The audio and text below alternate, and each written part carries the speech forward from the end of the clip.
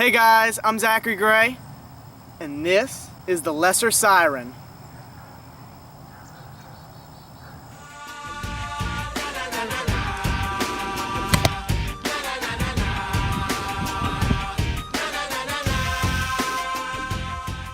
Alright guys, what we have in here is a lesser siren.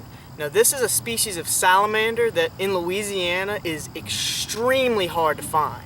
This is the first siren I have ever found in my life. So what happened, I was out here at night and it was just me, I wasn't filming this unfortunately, and throughout this grass it had just rained really heavy, and all of the water was connected and flooded during this period of time, and this guy was actually in the grass. And at first I thought he was an Amphiuma, but then I saw these little gill frills and it only had 2 front feet. And I was like, oh my goodness, this is a siren. I was like, oh, I've got to show you guys this animal. It is super hard to find down here. And it is absolutely amazing to see one of these little guys. Now, one of the most notable things about this salamander is its 2 tiny front feet.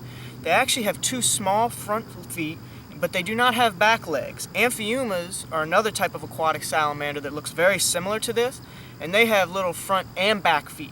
But sirens only have front feet, which is really cool. And they actually have a rudder-like tail, a flat tail for paddling, and they are very good swimmers. Now they will actually live in burrows. They will burrow down into the mud during the day, and at night they'll come out to eat. Now this is an aquatic species of salamander, and that means it needs to live in water. And these guys actually have external gills, as you can see on him right now. You can see those gills, and they need to live in water. They cannot live on land for long periods of time. And what will happen is that when it floods and they move to other areas, and then that flood water dries up, they will actually bury underground and stay dormant. And they'll actually encase themselves in almost like a cocoon mix of their slime and mud, and it'll actually keep them alive while they're underground. And in doing so, they're keeping themselves alive until it gets wet again. And once it rains, they'll come out of the ground and move to a safe place where they can then live.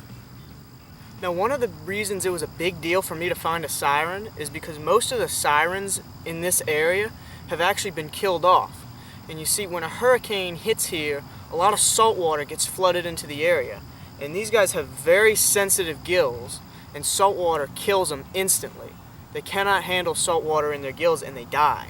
And this is the first one I've ever found down here, and that is a big deal. That means that these guys can live in this water, and that means that this is a very healthy area for them to live in.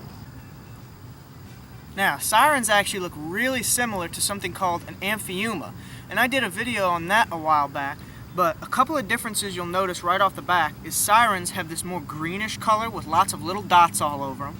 And the external gills is one of the easiest ways to tell. They also have a flatter nose and that paddle tail, whereas Amphiumas have more of a snake-like tail.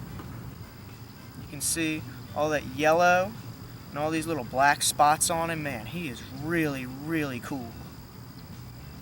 Now these little guys can actually eat a load of different things. Some of their favorite things to eat are snails and little crawfish.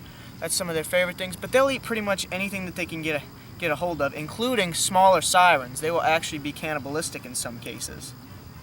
Let me take him out. Oh, look at that. He's cool. He's sliming back. Oh, that's so cool to hold. Awesome little guy.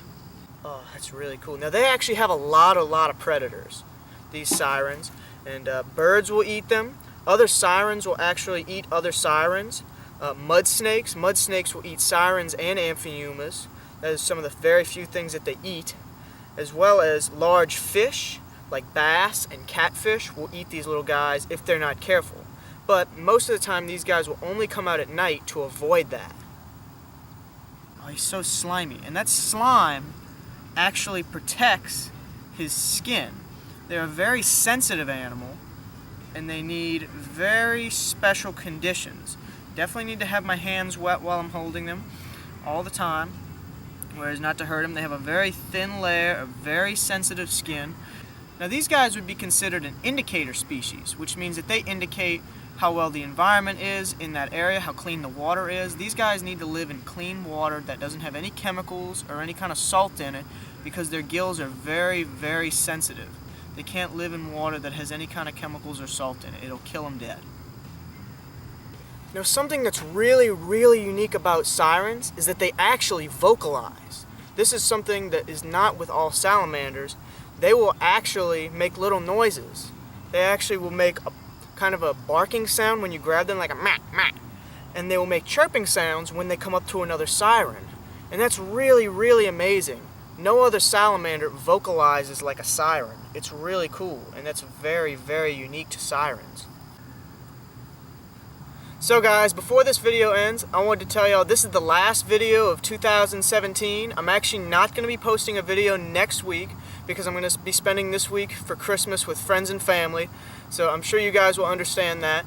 But I will be posting a video after that, so I will definitely see you guys in 2018. It has been an amazing year. This year I just started my channel up. We've seen all sorts of amazing animals. Even this little siren has been absolutely amazing. First one I've ever found. And this has been an absolutely amazing year. So thank you guys so much for subscribing. I really appreciate you guys watching my videos, and I really do appreciate it. And 2018 is going to be an even better year. Thank you guys so much for watching this video, and if you did enjoy, definitely leave a like, and I will see you guys in 2018.